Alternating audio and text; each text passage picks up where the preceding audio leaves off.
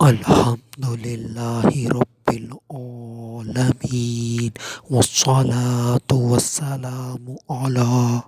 سید الانبیاء والمرسلین اما بعد فاعوذ باللہ من الشیطان الرجیم بسم اللہ الرحمن الرحیم وقرن فی بیوتکن صدق اللہ العظیم، اور اپنے گھروں میں ٹھہری رہو۔ آج کا جو میرا عنوان ہے وہ ہے عورتوں کا جنتر منتر، جادو، جھاڑ پھونک کرنا یا کروانا کیسا؟ درود پاک کی فضیلت نبی اکرم نور مجسم شاہ آدم و بنی آدم سیاہ لا مکان شب اسرا کے دولہ مصطفیٰ جان رحمت صلی اللہ علیہ وآلہ وسلم نے ارشاد فرمایا، تمہارے نام معاشناخت مجھ پر پیش کیے جاتے ہیں تو تم احسن درود پڑھو۔ اس کا مفہوم یہ ہے کہ نبی پاک صلی اللہ علیہ وآلہ وسلم کی بارگاہ میں جو فرشتے ہیں وہ درود پاک پڑھنے والے کا نام اور اس کی شناخت یعنی کہ اس کے والدین کا نام نبی پاک کی بارگاہ میں پہنچاتے ہیں، تو نبی پاک فرما رہے ہیں کہ تم احسن یعنی کہ خوبصورت اچھا درود مجھ پر پڑھو۔ صلو علی الحبیب صلی اللہ تعالی علی محمد صلی اللہ علیہ وآلہ وسلم پڑھیے، الصلاۃ والسلام علیک یا رسول اللہ وعلی آلک وصحابک یا حبیب اللہ۔ عورتوں کا جنتر منتر کرنا، جھاڑ پھونک کرنا، جادو کرنا یہ کیسا ہے، اور عورتیں جنتر منتر، جھاڑ پھونک، جادو یہ کیوں کرتی ہیں؟ تو اس کا جواب یہ ہے کہ جو عورتیں جنتر منتر، جادو، جھاڑ پھونک اس لیے کرتی ہیں کہ وہ شوہر کو اپنا مطیع بنا لیں، کہ شوہر صرف ان کی بات ہی سنے، ان کی بات ہی مانے اور کسی کی بات نہ سنے، کسی کی بات نہ مانے۔ جو شادی شدہ عورتیں ہوتی ہیں وہ ایسا کرتی ہیں کہ شوہر کو اس کے ماں باپ یعنی کہ اپنی ساس سسر سے جدا کرنا چاہتی ہیں، اور جو اس کے رشتہ دار ہوتے ہیں دیگر یعنی کہ جو اس کا بھائی ہے، بہن ہے، ان سے جدا کرنا چاہتی ہوتی ہیں تاکہ وہ ان کے اوپر خرچ نہ کرے، ان کی باتیں نہ مانے، ان کی باتیں نہ سنے، سارا اسی کا ہی فرما بردار ہو، اسی کی ہی باتیں مانے سنے، اسی کے اوپر ہی اپنی کل کمائی خرچے۔ تو اس وجہ سے عورتیں جھاڑ پھونک کرواتی ہیں، جادو کرواتی ہیں، جنتر منتر کرواتی ہیں۔ تو کیا یہ عورتوں کا ایسا کرنا ٹھیک ہے یا نہیں ٹھیک؟ تو اس کے متعلق تفصیل سے بتایا جائے گا۔ تو یہ بتانے سے پہلے سب سے پہلے یہ بتایا جائے گا کہ قرآن کے اندر جادو کی مذمت کن الفاظ سے بیان کی گئی، اور حدیث مبارکہ میں جادو سے کیسے روکا گیا، کیسے ممانعت پیش کی گئی۔ تو جو پہلی حدیث مبارکہ ہے جس کے اندر جادو سے ممانعت کی گئی، اس کے اندر ہے کہ حضرت ابو موسیٰ اشعری رضی اللہ تعالی عنہ فرماتے ہیں کہ رسول اللہ صلی اللہ علیہ وآلہ وسلم نے ارشاد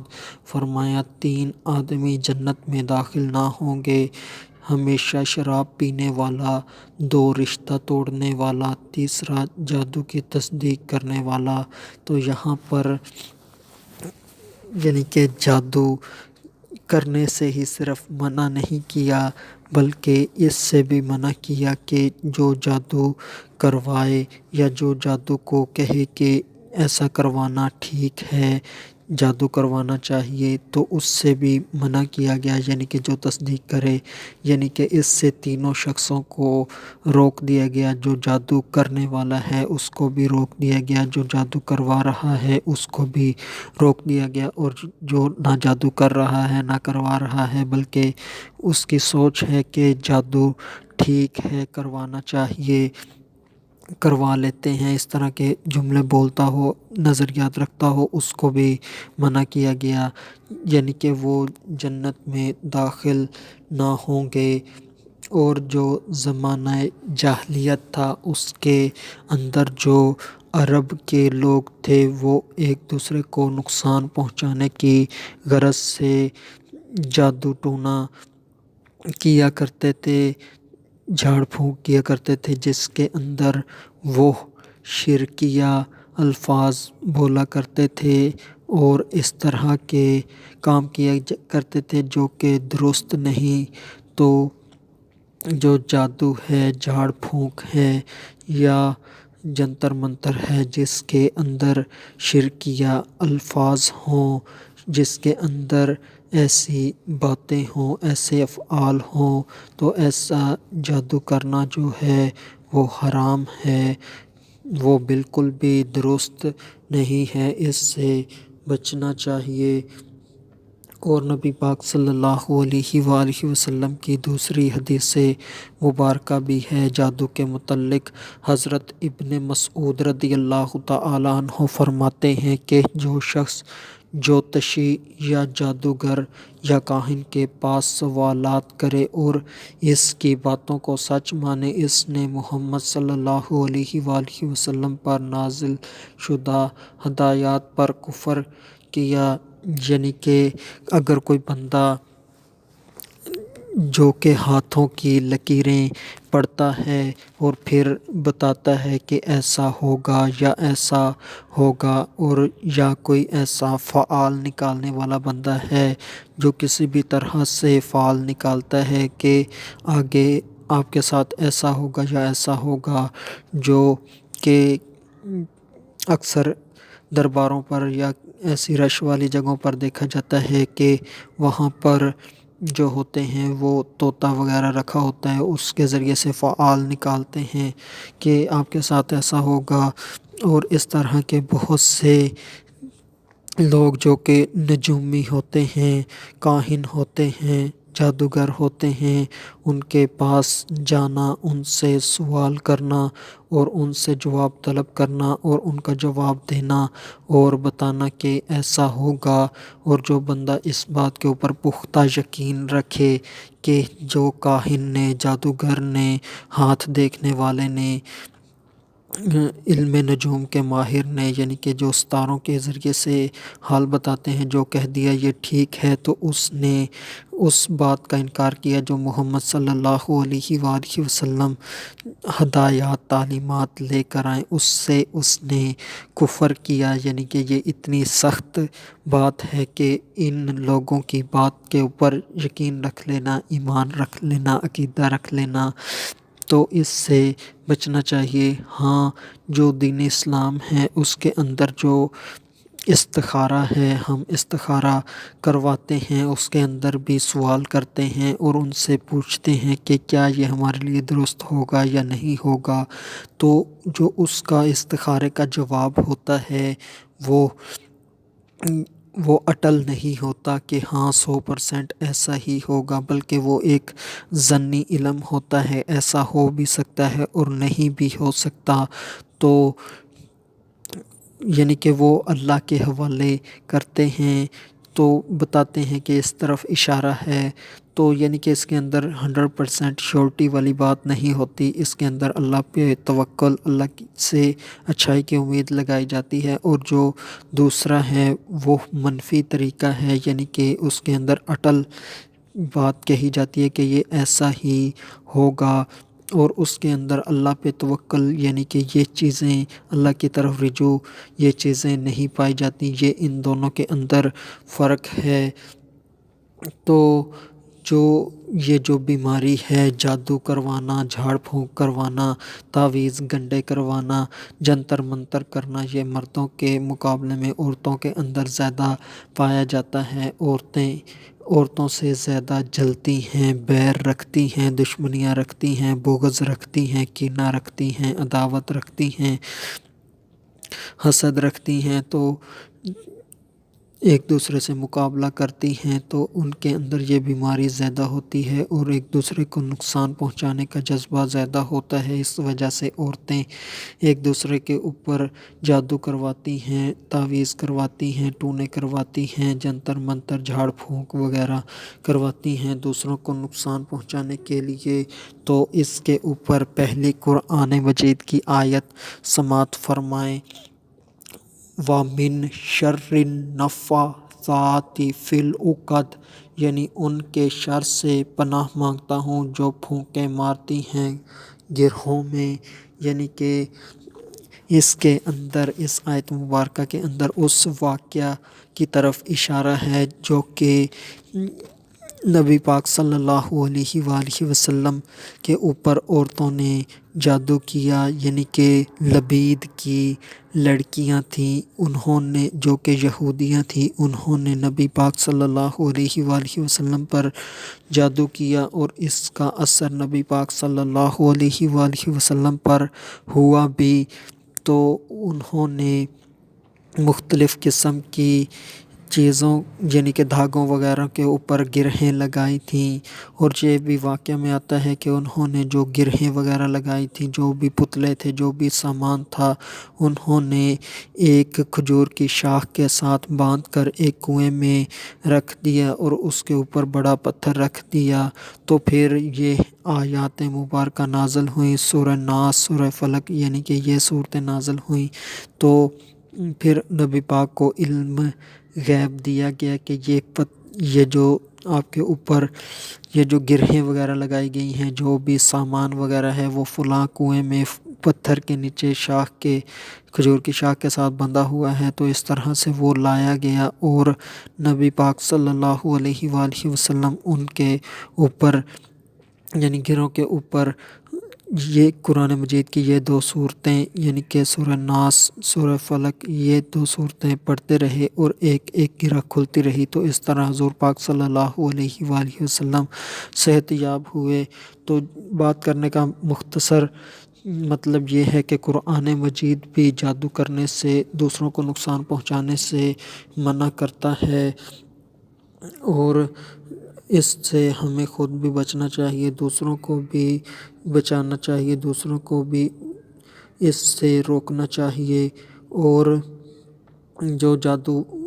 جھاڑ پھونک، جنتر منتر اس وجہ سے کیے جائیں جس کے اندر شرکیہ الفاظ ہوں، دیگر ناجائز افعال ہوں، باتیں ہوں، ان سے بچنا ضروری ہے۔ مگر ایسے جھاڑ پھونک جس کے اندر جو ہے وہ اللہ پاک کے اسماء حسنہ ہوں، جس کے اندر قرآن مجید کی کوئی آیت ہو، جس کے اندر نبی پاک صلی اللہ علیہ وآلہ وسلم کی زبان مبارکہ سے نکلنے والا کوئی جملہ ہو، تو اس طرح کی جھاڑ پھونک کرنا، دم کرنا یہ بالکل جائز ہے، درست ہے۔ تو ان چیزوں سے مدد حاصل کی جا سکتی ہے، اور یہ حضور پاک صلی اللہ علیہ وآلہ وسلم کا خود کا بھی عمل ہے کہ حضور پاک صلی اللہ علیہ وآلہ وسلم قرآن مجید کی آیات پڑھ کر اپنے ہاتھوں پر دم کرتے اور اپنے جسم کے اوپر پھیرا کرتے۔ حضور پاک صلی اللہ علیہ وآلہ وسلم اپنے نواسوں یعنی کہ حضرت امام حسین اور حضرت امام حسن رضی اللہ تعالی عنہما پر بھی دم کیا کرتے تھے، اور صحابہ کرام بھی دم کیا کرتے تھے۔ بات کرنے کا مختصر مطلب یہ ہے کہ جو دم، جو جھاڑ پھونک قرآن کے ذریعے سے کیا جائے، حدیث کے ذریعے سے کیا جائے، اللہ پاک کے اسماء حسنہ کے ذریعے سے کیا جائے، یہ جائز ہے، درست ہے، اور اس کی تعلیم دی گئی ہے، اس سے کرنا چاہیے۔ بلکہ قرآن میں تو واضح ذکر ہے کہ اس کے اندر شفا ہے، یعنی کہ قرآن مجید کے اندر شفا ہے، بیماریوں کا علاج ہے، مسائل کا حل ہے، تو اس سے مدد حاصل کی جائے، اس سے مسائل حل کیے جائیں، تو یہ سب ٹھیک ہے۔ تو صحیح مسلم شریف میں بھی ہے کہ حضرت عوف بن مالک اشجعی رضی اللہ تعالیٰ عنہ نے عرض کی، یا رسول اللہ صلی اللہ علیہ وآلہ وسلم، ہم زمانہ جاہلیت میں جھاڑ پھونک کیا کرتے تھے، اب اس کے بارے میں کیا ارشاد ہے؟ حضور نے فرمایا، جو پڑھ کر تم دم کیا کرتے تھے وہ مجھے سناؤ۔ جھاڑنے میں کوئی مذائقہ نہیں جب تک اس میں شرک نہ ہو۔ ہمارا یہ عقیدہ ہے کہ ہر چیز اس وقت ہی نفع دیتی ہے جب اللہ پاک کی مرضی ہوتی ہے، تو جب ہمیں یہ گولیاں، ٹافیاں، ٹیکے، ادویات، بوتلیں جو لگتی ہیں اور دوسری میڈیسن وغیرہ، جڑی بوٹیاں وغیرہ، چاہے وہ انگریزی ادویات ہوں، دیسی ادویات ہوں، ٹوٹکے ہوں، حکیموں کی بنائی ہوئی ادویات ہوں، ہومیوپیتھک ہوں، جیسی بھی ادویات ہیں، جب یہ ہمیں فائدہ دیتی ہیں، ہماری بیماری دور ہو جاتی ہے، اگرچہ یہ بھی اللہ پاک کے اذن سے، اللہ پاک کی مرضی سے ہی ہوتا ہے، یہ جو دوائی ہم کھاتے ہیں اس سے ہم صحت یاب نہیں ہوتے، بلکہ اللہ کی چاہت، اللہ کی مرضی سے ہوتے ہیں۔ نبی پاک نے اس بات کی ترغیب دلائی ہے کہ علاج کروایا جائے۔ نبی پاک صلی اللہ علیہ وآلہ وسلم نے حجامہ کروایا، تو یہ سنت سے ثابت ہے علاج کروانا، تو علاج کروانا چاہیے۔ ہاں، اس بات سے بچنا چاہیے کہ ہم دوائی کے اوپر بھروسہ کر لیں کہ یہ دوائی بہت اچھی ہے، اس سے میں بالکل صحت یاب ہو جاؤں گا، اور اللہ کے اوپر بالکل بھی توکل بھروسہ نہ ہو، دوائی بھی کھائی جائے اور اللہ سے دعا بھی کی جائے کہ یا اللہ مجھے شفا عطا فرما۔ تو اگر اللہ چاہے تو بغیر دوائی کے، بغیر کسی دنیاوی محنت کوشش کے بھی اللہ پاک آپ کو بیماریوں سے شفا دے سکتا ہے، اور اللہ پاک اگر چاہے تو اپنی قدرت دکھائے کہ دنیا کی بڑی سے بڑی دوائی بھی آپ کو صحت نہ دے سکے، تو چیزوں کے اوپر بھروسہ نہیں کرنا چاہیے، اللہ پہ بھروسہ کرنا چاہیے، اسباب بھی اختیار کرنے چاہیے، اور پھر اللہ پہ توکل بھی کرنا چاہیے۔ تو اس طرح سے یہ سب کچھ درست ہے، جائز ہے، اور حدیث مبارکہ کے اندر ہے جو کہ مسلم شریف کی حدیث ہے، اور میرے آقا نے اس سلسلے میں فرمایا ہے کہ تم میں سے جو شخص اپنے کسی بھائی کو فائدہ پہنچا سکتا ہے وہ ضرور پہنچائے، یعنی کہ اگر کوئی بیمار ہے، اگر آپ کو علاج کرنا آتا ہے تو آپ اس کا علاج کر دیں، اگر آپ اس کی مصیبت دور کر سکتے ہیں، اس کا پریشانی، اس کا مسئلہ حل کر سکتے ہیں تو اس سے کا مسئلہ حل کر دیں، اس کو خوش کر دیں، اس کو راضی کر دیں۔ یہ دین اسلام کی تعلیمات ہیں کہ ایک دوسرے کو مصیبت سے نکال دیا جائے۔ جس طرح غلط جھاڑ پھونک کرنا، تعویذ ڈورے کرنا ناجائز ہے، اسی طرح عورت کے لیے یہ بھی ناجائز ہے کہ وہ اپنے شوہر کو اپنے ساس سے، اپنے سسر سے دور کر دے، اپنے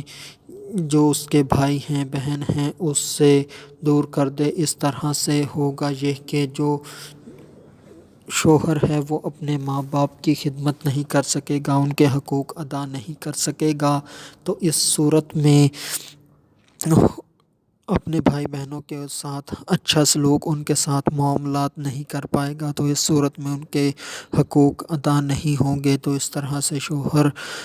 گناہ گار ہوگا اور عورت بھی گناہ گار ہوگی جس نے یہ جادو ٹونا جنتر منتر کروایا۔ تو اس سے بچنا چاہیے، بلکہ اس سے خود بھی بچے اور جو دوسری عورتیں ہیں ان کو بھی ان باتوں سے روکے۔ یہ غلط سوچ ہے کہ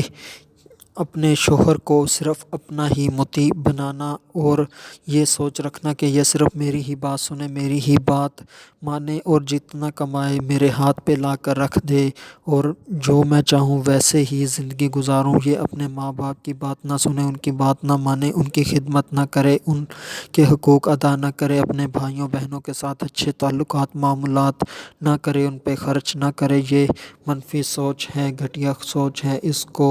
اپنے دل و دماغ سے نکال دینا چاہیے اور بلکہ اچھا ذہن رکھنا چاہیے۔ آج ہمارے معاشرے کے اندر ایسا بھی ہوتا ہے کہ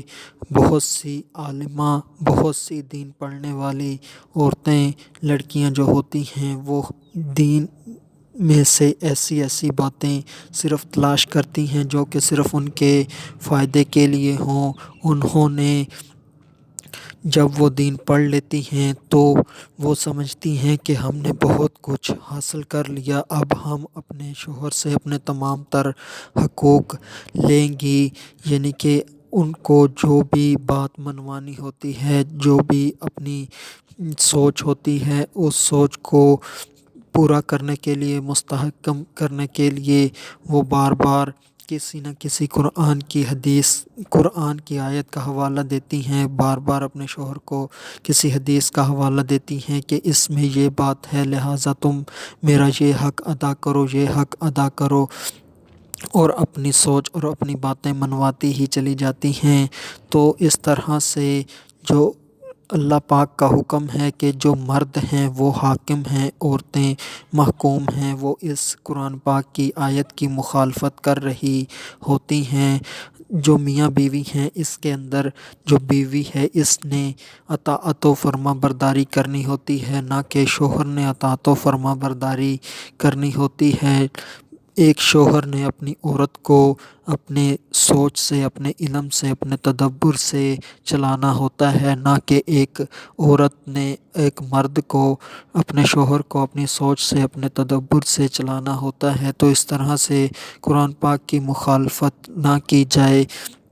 کہ صرف اپنا فائدہ تلاش کرنے کے لیے ہی ایسا کیا جائے۔ اور بہت سی عالمہ، بہت سی حتیٰ کہ سید زادیاں بھی دیکھی ہیں جنہوں نے یہ سوچ رکھی کہ صرف ہمارا فائدہ ہو، ہم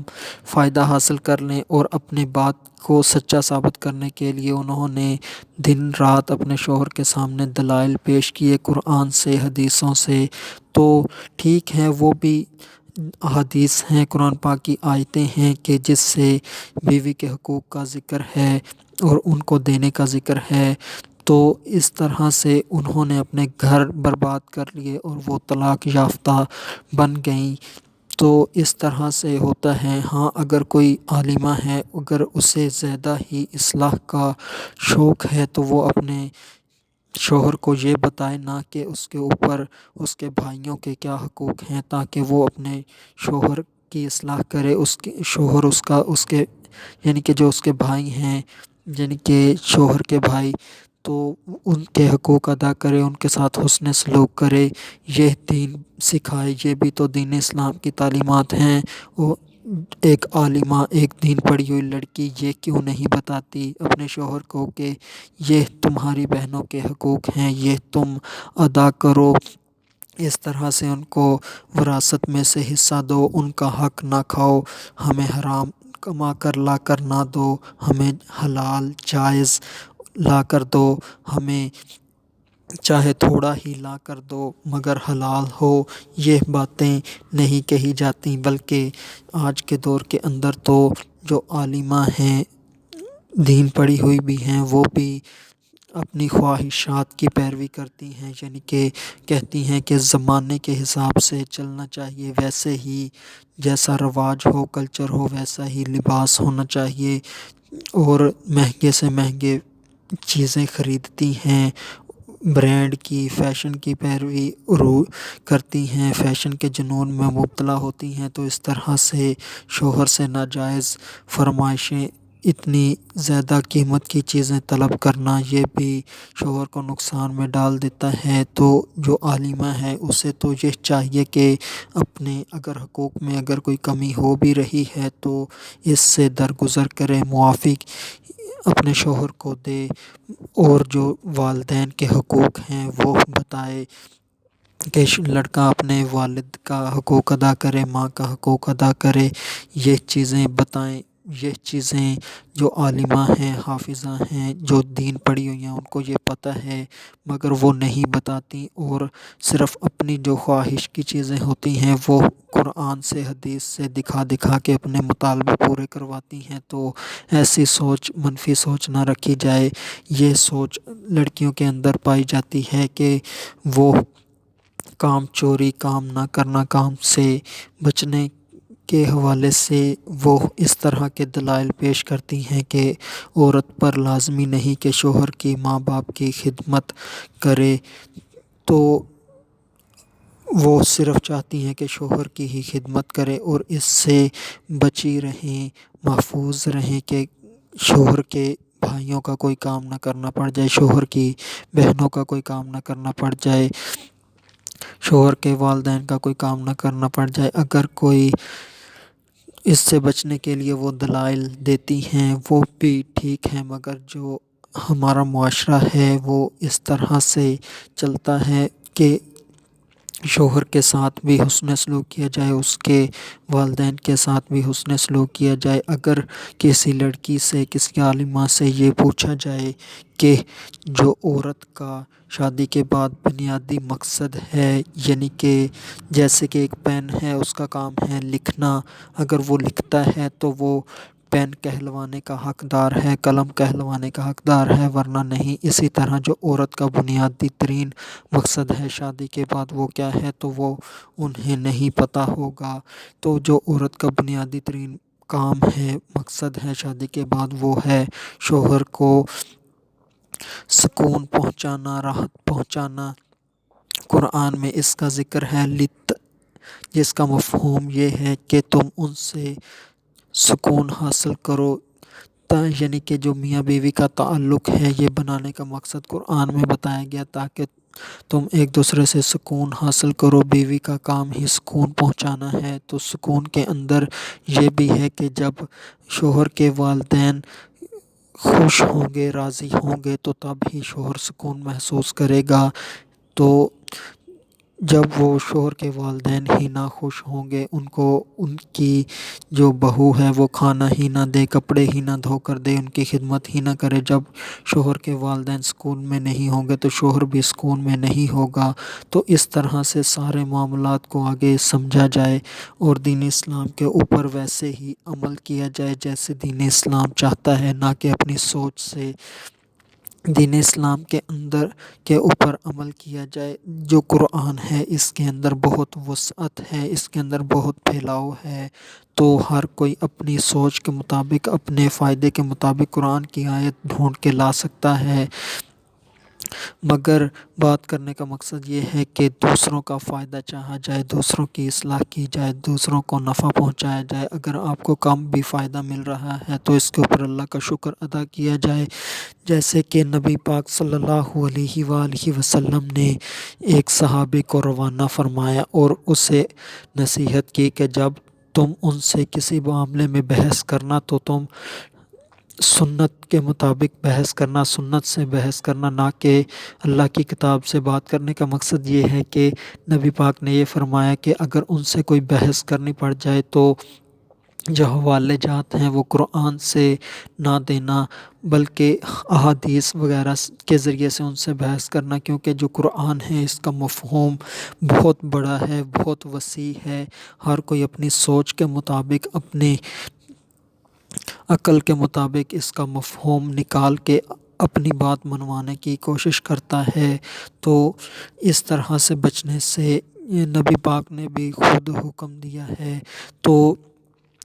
ہماری ماؤں بہنوں کو چاہیے کہ وہ حسد سے بچیں،